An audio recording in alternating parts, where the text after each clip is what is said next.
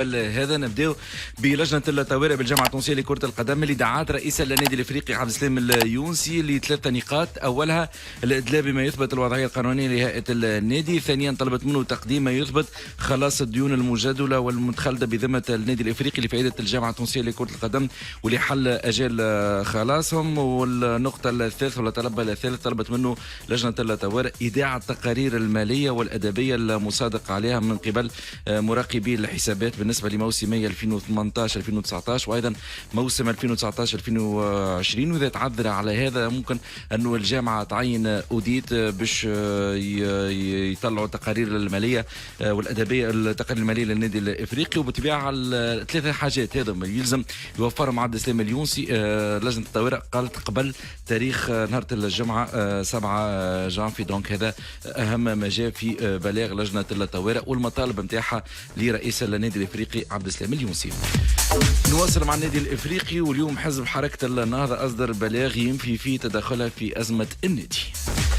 باقي مع النادي الافريقي، واليوم انسحب المعدل البدني، ايضا انسحب المدرب المساعد زياد زيود من تدريب النادي بعد انسحاب المدرب الاسعد الدريدي.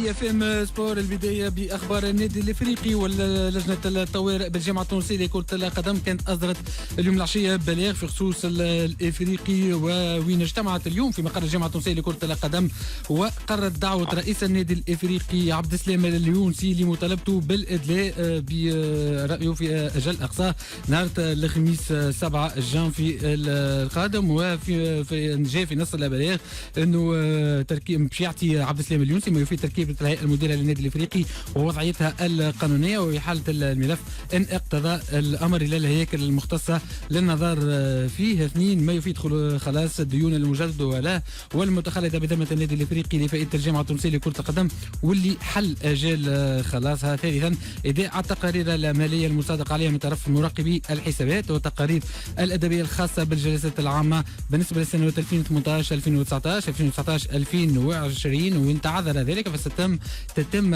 دعوة مراقب الحسابات للنادي الافريقي للاستفسار حول وضعية هذه التقارير.